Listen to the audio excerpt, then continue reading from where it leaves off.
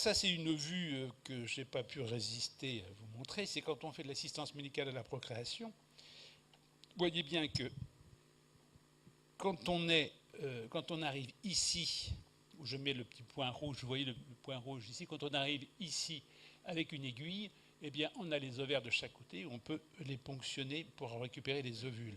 Donc, on met la personne en position gynécologique. Il y a une sonde d'échographie qui permet de visualiser les ovaires. Vous voyez qu'elle arrive jusque dans le cul-de-sac vaginal postérieur. Et une grande aiguille permet de passer au travers de la paroi vaginale postérieure ici, et on arrive directement au contact des ovaires de chaque côté, l'un et l'autre. Au tout début, où il y avait de l'assistance médicale à la procréation, c'était une célioscopie carrément qu'on faisait pour essayer de récupérer les ovules. Aujourd'hui, avec cette technique, bon, on passe directement dans le cul-de-sac postérieur du vagin, ce qui nous fait arriver juste là, dans le cul-de-sac de Douglas. Au passage, je vous montre, mais bon, ce ne sera pas dans le cours, ça, ce sont des taches d'endométriose. Vous voyez ces petites taches ici, c'est quand même important que vous le sachiez. De l'endométriose, c'est une dilation ectopique de l'endomètre qui se niche dans la cavité péritonéale et qui suit les mêmes cycles d'évolution que l'endomètre lors du cycle menstruel. Bien évidemment, quand il y a des règles, ça saigne dans le ventre, ça fait très mal. Et il faut le savoir, ça se traite. Dans tous les cas, des règles qui sont anormalement douloureuses, c'est des règles qui peuvent être dues à la présence d'une endométriose abdominale. Alors, on en a déjà largement parlé ici. Nous avons ici la face postérieure de l'utérus, les ligaments utérosacrés. La taille de l'utérus, c'est 7 cm de long, donc c'est extrêmement petit. 7 cm chez la nullipare, bien évidemment. Chez la femme enceinte à terme, ce sera 36 cm, la hauteur classique, mais là c'est donc assez faible.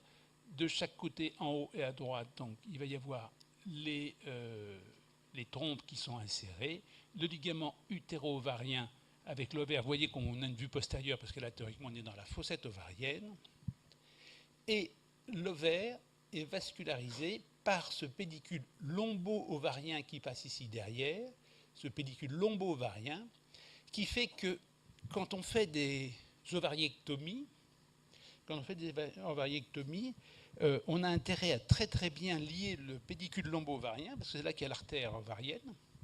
Et si on le lie, enfin si on ne fait pas une bonne ligature, ça remonte. Quand on tire sur l'ovaire, qu'on la clampe pour enlever l'ovaire, si on ne fait pas une bonne ligature sur le ligament lombo-ovarien, il remonte en haut et ça saigne et on est absolument mal parti. Donc c'est une particularité anatomique et chirurgicale qui est importante à connaître.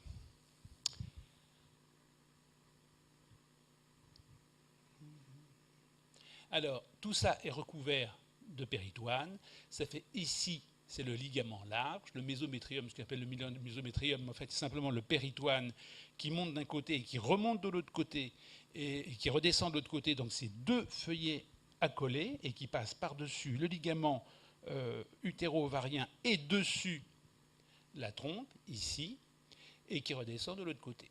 Dernière particularité chirurgicale, lors des hystérectomies, quand on enlève les utérus, c'est le croisement assez proche des urtères et des artères utérines.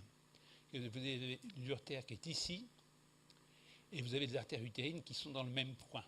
Donc comme vous êtes obligé d'aller lier les utérosacrés ici, pour enlever l'utérus, bien sûr, enfin les lier puis les sectionner, bien sûr, mais une des particularités, c'est que les urtères, vous voyez, la vessie, elle sera de l'autre côté de ce plan-là, puisqu'elle sera en avant de l'utérus. Donc vous avez les urtères qui passent de chaque côté, ce qui est un élément important. Alors, les ovaires, il y en a deux. Elles sont ovoïdes, vous avez vu qu'elles sont blanc nacré, elles sont 3 à 5 cm. Elles sont donc maintenues par les ligaments lombo-ovariens et les ligaments utéro-ovariens. Et elles ont une fonction exocrine et la production des des gamètes et une fonction endocrine avec la synthèse et la sécrétion de stradiol et de progestérone. Alors, on lui reconnaît 3 parties. Il va y avoir un île de la glande. Le île de la glande, là où vont pénétrer les vaisseaux, qui vont se ramifier à l'intérieur de la médulaire ici, la partie centrale de la glande. Il va y avoir le cortex de l'autre côté, enfin le cortex périphérique, le cortex qui va contenir un tissu conjonctif assez dense, le stroma ovarien, au sein duquel on va retrouver les follicules primordiaux. Ils vont être entourés par l'albuginée, qui est une capsule fibreuse, blanchâtre, et par un épithélium dit germinatif, qui lui est en continuité avec le péritoine, puisque le péritoine descend le long des pédicules lombo-ovariens et recouvre en partie donc l'ovaire.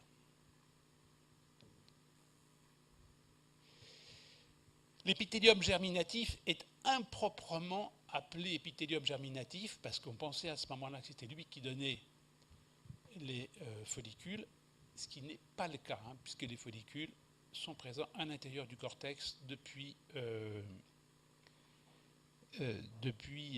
la naissance. Cet épithélium germinatif est un épithélium qui est cubique simple,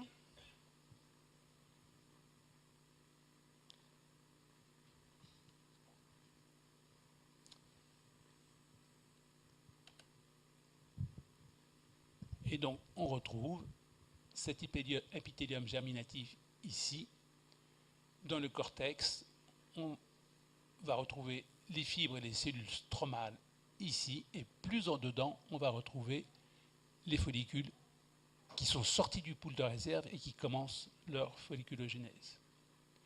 Alors, sur une coupe d'ovaires comme ça, on va obligatoirement retrouver des follicules à plusieurs stades de leur développement, puisque comme je vous ai dit tout à l'heure, il en sort régulièrement du pool de réserve et ça met 3 mois à faire la folliculogénèse. Donc on va trouver des follicules primordiaux, des follicules primaires, secondaires, et puis le follicule qui devrait bien sûr être ovulé dans le cycle en cours. Alors les artères pénètrent par le île, ici, et vont se ramifier pour donner ce qu'on appelle les artères hélicines dans le biais de la médulaire,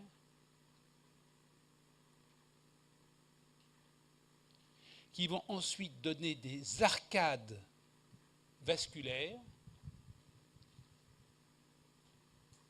qui vont vasculariser le cortex.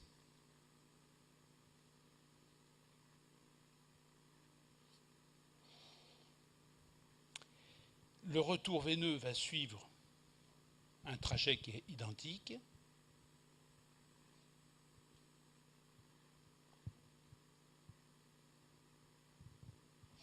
Et comme partout, il va y avoir également une circulation lymphatique qui va prendre naissance dans le pourtour des capillaires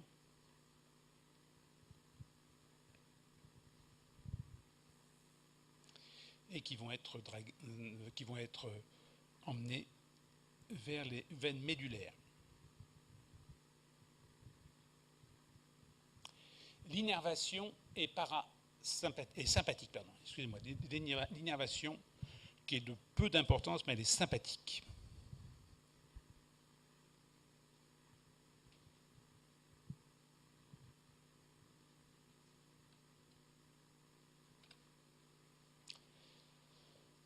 Le cortex lui-même, donc je vous l'ai dit, c'est un stroma de soutien, des cellules fusiformes,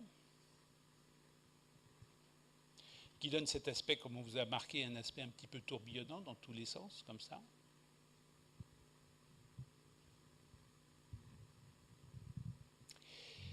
Ce stroma contient les follicules primordiaux.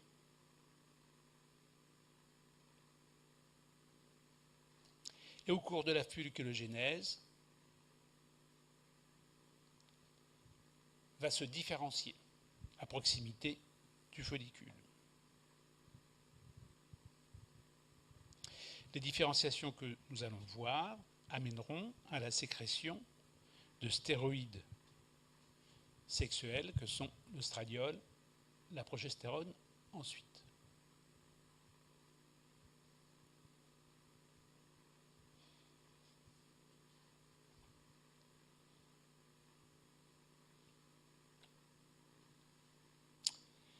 Donc, le phénomène essentiel, c'est ce pool de réserve. Ce pool de réserve qui est situé dans les cortex des deux ovaires et qui est constitué par les follicules primordiaux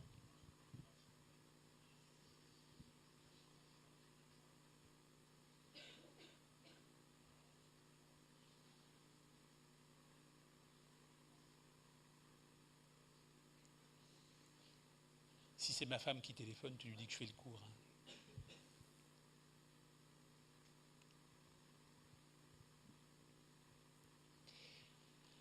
Alors, le follicule primordial, donc il va y en avoir jusqu'à 3 millions à l'intérieur de l'ovaire fœtal.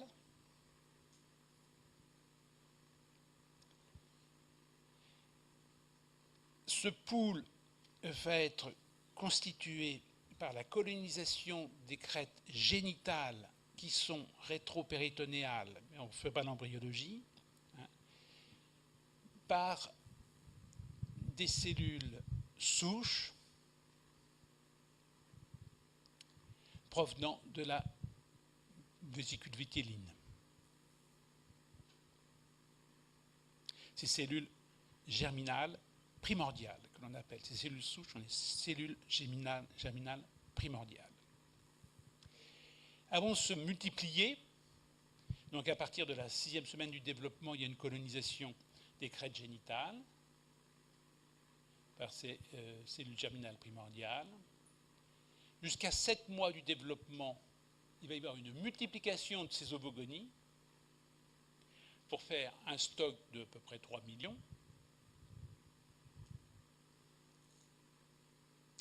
Et à partir du 4e mois de la vie fœtale,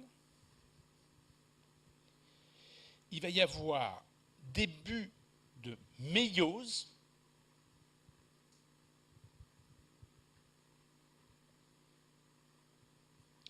et c'est une méiose qui va être tout à fait incomplète puisqu'elle va rester bloquée en prophase 1 et au stade diplotène de la prophase 1.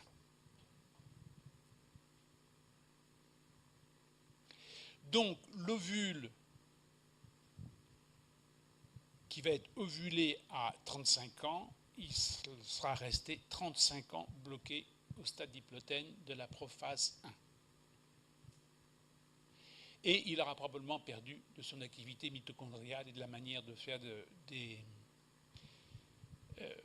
de faire une maturation et de faire une méiose normale. À partir de 5 semaines du développement, il va y avoir une monocouche de cellules folliculeuses qui va venir s'installer autour, que l'on voit ici par exemple, et qui va donner le follicule primordial. Donc, vous voyez, ici, on a le follicule primordial. Vous voyez tous les noyaux.